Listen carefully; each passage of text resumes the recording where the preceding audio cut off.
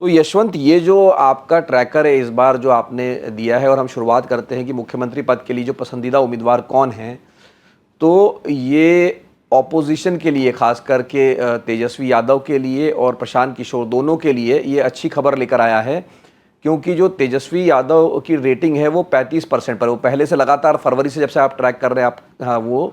बने हुए नंबर 1 पे, लेकिन बीच में उनकी रेटिंग जो जून जुलाई अगस्त में गिरी थी, अब वापस वो 35% के आसपास पहुंच गए हैं। दूसरी बात, प्रशांत किशोर जो है वो अपने ऑल टाइम हाई जो आपने शुरू किया था फरवरी में, वो 14% पे थे, अब वो 23% पे पहुंच गए हैं पिछले महीने के मुकाबले, उनको भी थोड़ा फायदा हुआ है। नीतीश कुमार तीसरे नंबर पे 16%, उनको भी थोड़ा फायदा होता दिख रहा है, लेकिन सम्राट चौधरी की रेटिंग हमने नीचे जाते हुए देखी है। तो इसको क्या समझे कि क्या वापस विपक्ष का मोमेंटम जो सरकार के खिलाफ है वो बन रहा है, बढ़ रहा है? इसको कैसे समझे, तेजस्वी की जो खास करके रेटिंग बढ़ी है और प्रशांत किशोर की रेटिंग बढ़ी है? देखिए मिलिंद, पहली बात तो ये कि इसका फील्ड वर्क जो है ये पहले 3 हफ्तों का, मतलब बेसिकली आप मान के चलिए कि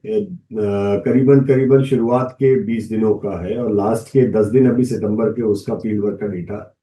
हम अभी इसमें नहीं दिया है अभी हमने, क्योंकि हमें उसमें वो भी इम्पैक्ट इवैल्यूएशन करना था जो नई स्कीम सरकार लॉन्च कर रही है, इसलिए भी हम उसका वेट कर रहे हैं। जी। लेकिन इतना तय है कि आपने जैसा कि अभी शुरुआती वक्तव्य में बोला कि वोट चोरी वाले कैंपेन या बिहार अधिकार यात्रा का जो कैंपेन है या प्रशांत किशोर का अपना जो आक्रामक तेवर है, जहां जहां जो जो फील्ड में हिट कर रहा है उसको उसका उसका लाभ हो रहा है। तो हम लोग कई बार इस विषय में चर्चा कर चुके हैं मिलिंद, कि राजनीति में फील्ड में जाना, फील्ड में सड़क पर उतरना, लोगों के बीच में जाके बात करना, ये हमेशा आपकी रेटिंग, आपके नंबर बढ़ाने का सबब बनाता है, आपको उसका कहीं ना कहीं लाभ होता है। और मुझे लगता है कि अपोजिशन का जो कैंपेन रहा है, तेजस्वी यादव का जो कैंपेन रहा है और प्रशांत किशोर का जो एग्रेसिव दिखा है इस समय,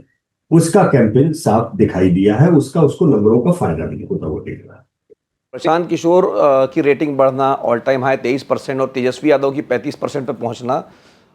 तो ये चुनाव को किस तरफ ले जाएगा? मतलब देखिए, ये आप बार बार कहते हैं कि ये वोट शेयर नहीं है, लेकिन ये भी कहीं इंगित करता है कि जैसे आरजेडी का अगर रेटिंग बढ़ रही है तो उसका वोट शेयर भी बढ़ेगा, पीके की भी अगर रेटिंग बढ़ रही है तो उनका वोट शेयर बढ़ेगा। तो ये चुनाव को कहाँ ले जा रहा है ये? चुनाव में एक बात तो तय है कि प्रशांत किशोर कितना वोट खींचते हैं या नहीं खींचते, ये बिहार चुनाव में इस बार इंपॉर्टेंट चीज होगी हमें देखने के लिए।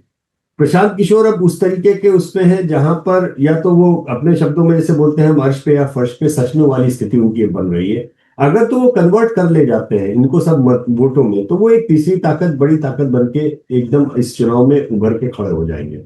लेकिन अगर चुनाव यहां से आगे बाइपोलरिटी की ओर वापस जाता है, तो उस बाइपोलैरिटी में मामला जो है दो गुटों में ज्यादा और बढ़ता चला जाएगा। उसमें शायद प्रशांत किशोर के जीतने की और नंबरों की संख्या उतनी बड़ी नहीं उस तरह से आ पाएगी जितनी शायद उनको अपेक्षा हो या जिस तरीके का वो दावा कर रहे हैं।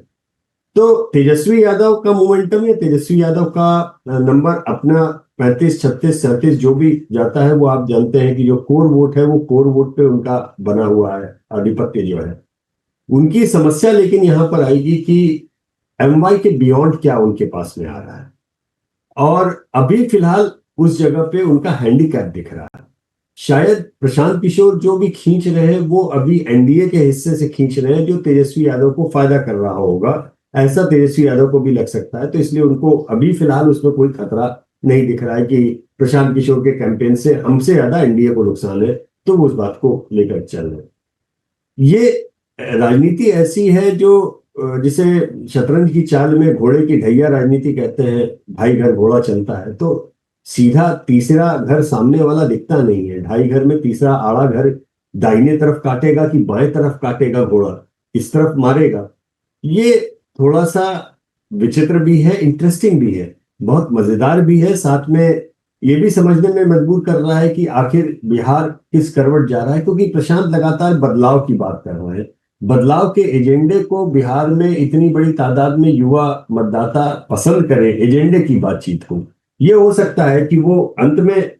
इस नतीजे पे पहुंचे कि भाई एजेंडे की बात तो सही है लेकिन स्वयं सीट जीतने की स्थिति में नहीं है, तो हम वोट अपना डाले कि न डाले, ये आने वाले समय में हमें पता लगेगा। लेकिन क्या है, सारी चीजों में इतना समझ में आ रहा है कि जो फील्ड में उतर रहा है, जो एग्रेशन के साथ में उतर रहा है, उसके नंबर हमको ट्रैकर में बहुत साफ